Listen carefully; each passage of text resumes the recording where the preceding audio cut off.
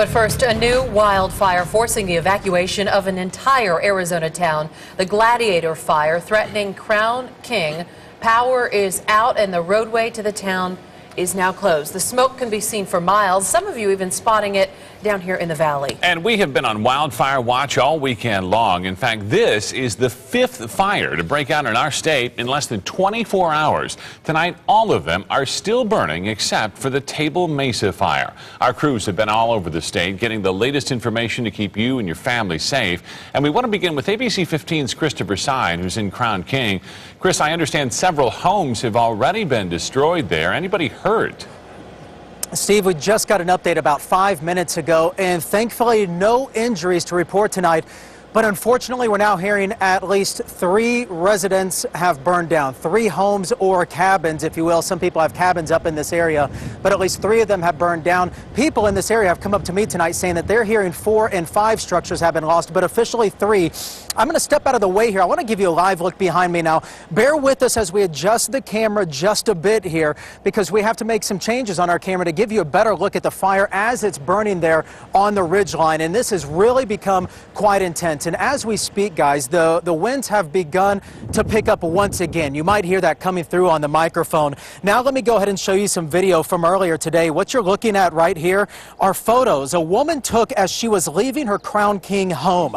They called it a race against the clock. Now, during the day, I could see the flames amid the towering smoke column in this area, and at night, from my location, you can really see the intensity of the fire as it burns through the thick landscape. Several roadblocks are in place across the area, keeping people far away so fire crews can maneuver through this area. And I caught up with people on their way out of the area. They were being evacuated, including one man who says he saw this fire from his porch and decided to leave.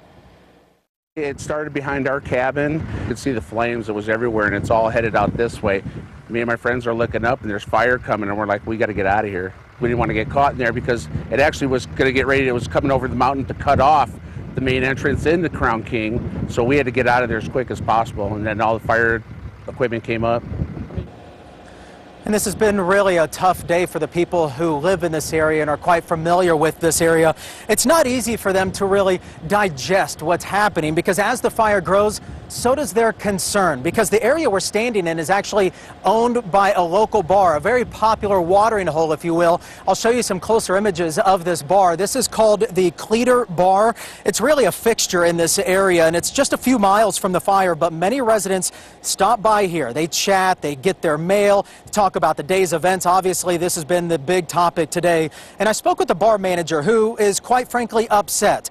But word is that a house fire sparked this blaze, which makes this somewhat easier to digest. Yeah, there's no ignorance or malice or stupidity in this one that we know of. It's just tragic. I know people that have lost their home up there already, so my blood pressure is up right now. I'm stressed. Yeah, because this is also affecting the commerce in this area. So many people from the valley are known to come up in this area, ride their ATVs, go fishing, things like that. And so they really want to point out that once this fire is out, they want all those people to come back. But tonight, it's that firefight that's happening off in the distance behind me. Those hotshot crews are building the fire line, Steve and Katie, and they're doing what they can to protect the remaining homes and cabins up there. But most importantly, no lives lost in this. Yeah, it's just grown so fast. I mean, doubling in size just since this afternoon. Thanks, Chris. One Crown King homeowner worried about his home went to abc15.com for updates. And then what he discovers there is a photo from Air 15. Just happens to be his exact home directly under an airdrop.